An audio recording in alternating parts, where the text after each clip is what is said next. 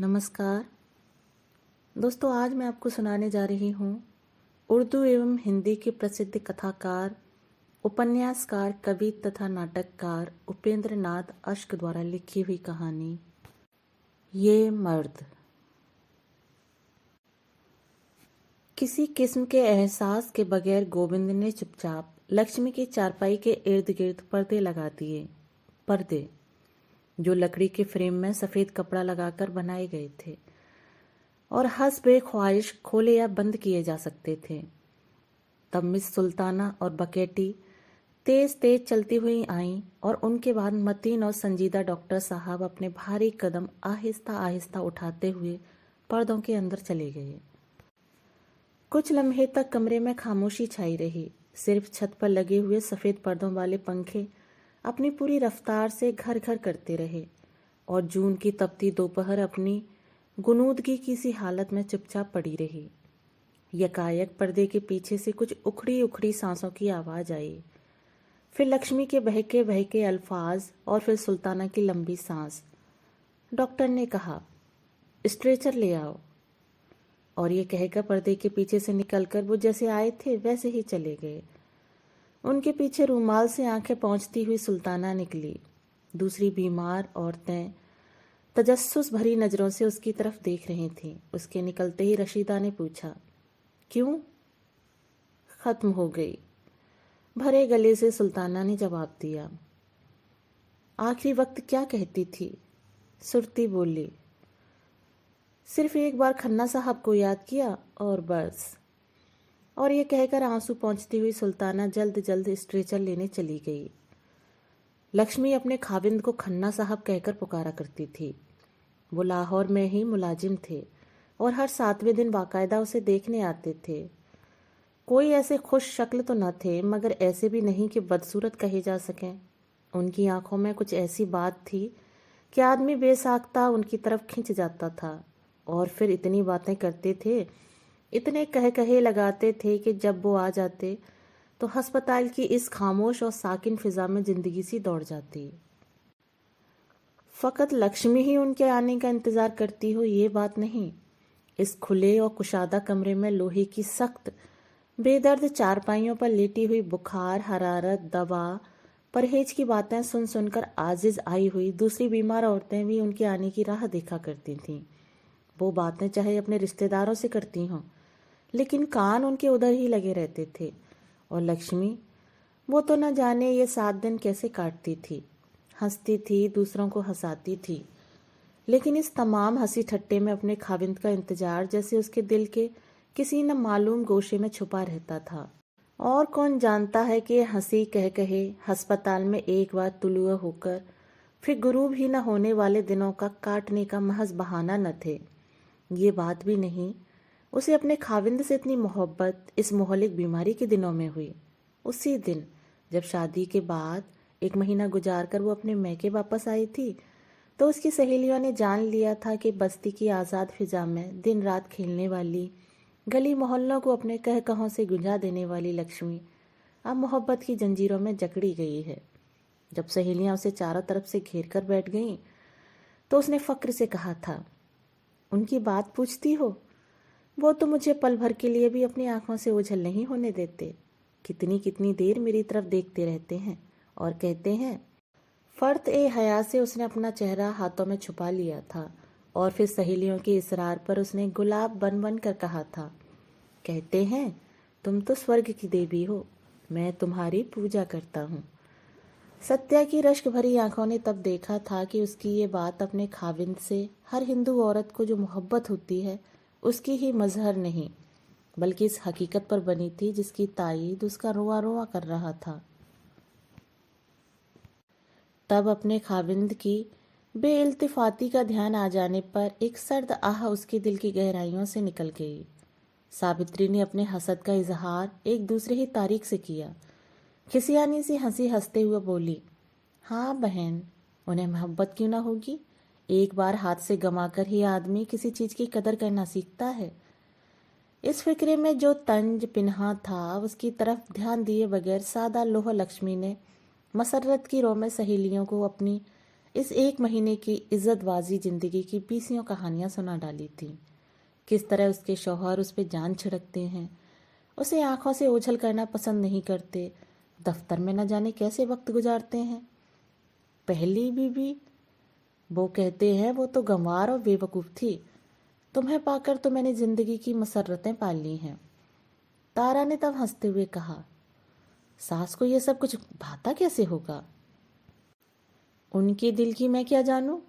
लक्ष्मी ने मसरत भरे लहजे में जवाब दिया।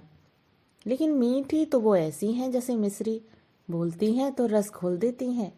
मेरी तो आदत तुम जानती हो, सोते सोते दिन निकल आता है। मगर उन्होंने इसका कभी बुरा नहीं माना।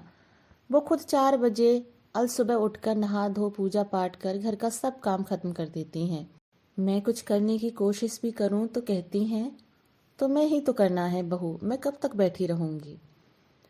और उस दिन बस्ती में लक्ष्मी की रहम दिल और फर्ज शनास सास और मोहब्बत करने वाले हंसमुख खाविंद की कहानी घर घर फैल गई थी। और शादीशुदा लड़कियों ने दुआ की कि उनके खाविंद और सासें भी ऐसी ही बन जाएं। और कुमारी लड़कियों ने दिल ही दिल में कहा, भगवान हमें भी ऐसा ही घर भर देना। रबड़ के पहियों वाला स्ट्रेचर चुपचाप मशरकी दरवाजे से दाखिल हुआ। गोविंद उसे धकेल रहा था और मिस सुल्ताना खामोशी से उसके साथ चली जा रही थीं। उसका हमेशा हंसने वाला चेहरा उतरा हुआ था, जैसे उसी के किसी करीबी रिश्तेदार की मौत हो गई हो। मौतें अस्पताल में हमेशा ही हुआ करती हैं और अस्पताल के मुलाजिम इस दर्जा उनके खुगर हो जाते हैं कि वो अपने सब काम किसी किस्म के एहसास के बगैर किए जाते हैं।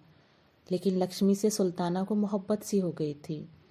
सुल्ताना पर ही क्या, मौकूक सबको उससे उन्स हो गया था।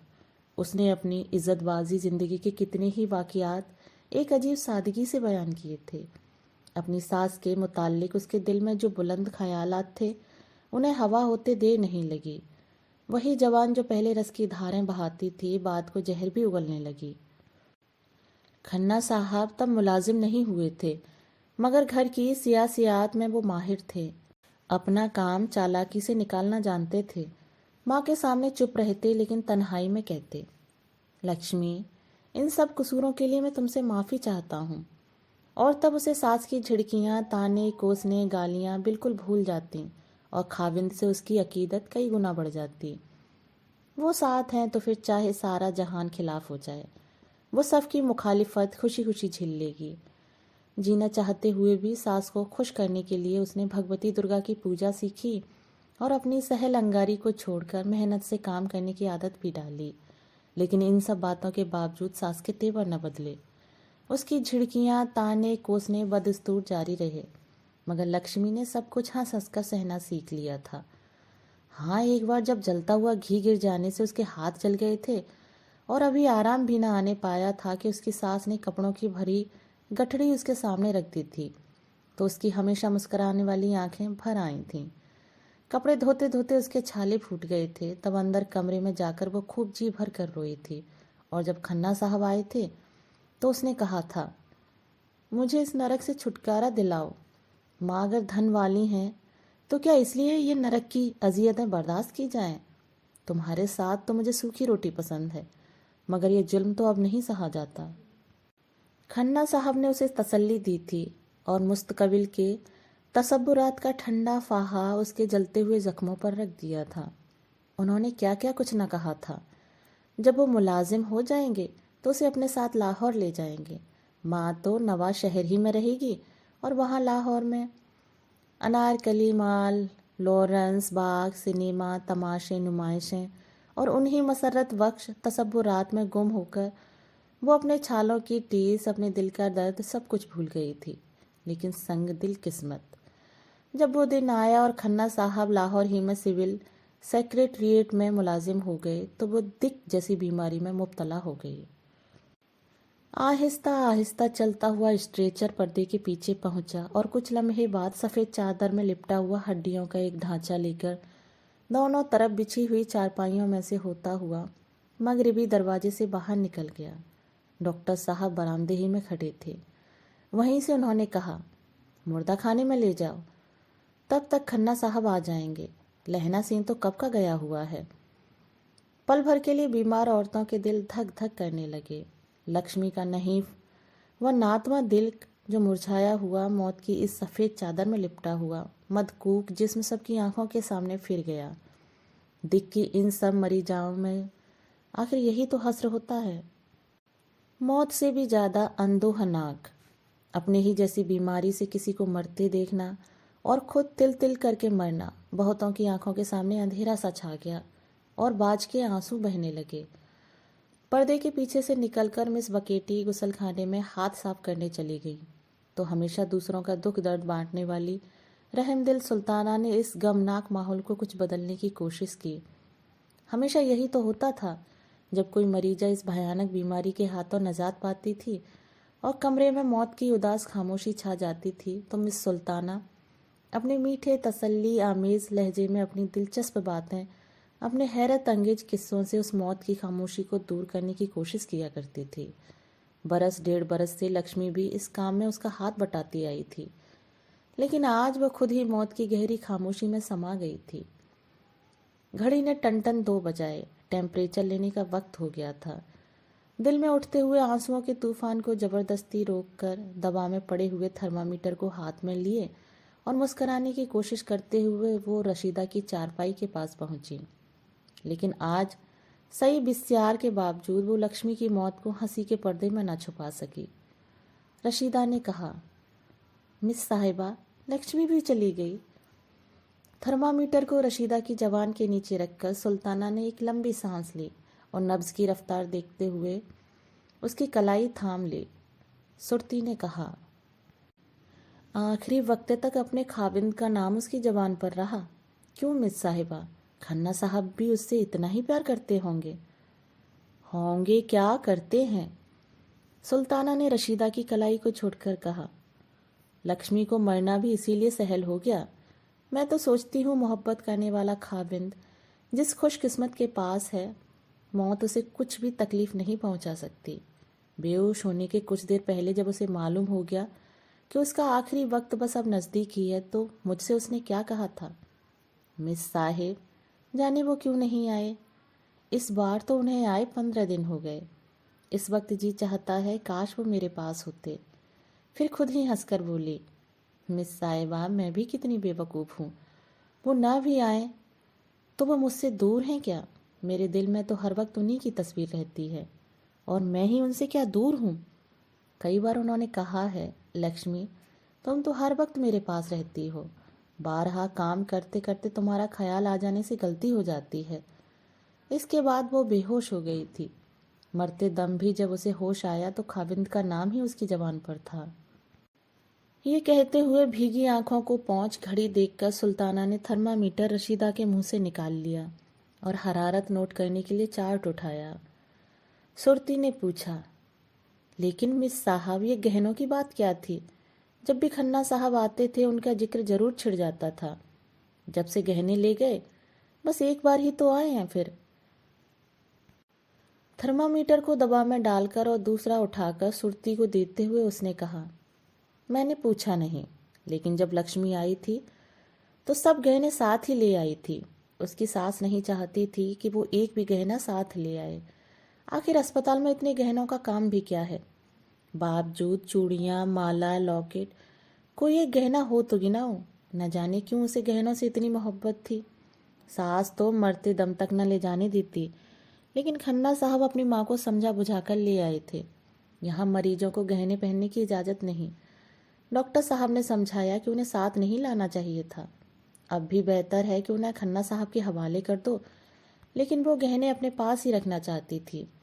आखिर डॉक्टर साहब ने गहने एक लोहे के संदूकचे में बंद करके चाबी उसे दे दी थी और संदूकचे को अस्पताल के सेफ में रखवा दिया।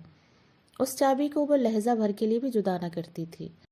लेकिन जब बीमारी बढ़ गई और तन बदन का भी होश उसे न रहा, और जब एक दिन खन्ना साहब के कहने पर मैंने उसे समझाया कि गहने तुम्हारे ही नाम बैंक में जमा कराए जा सकते हैं, तो उसने चाबी दे दी।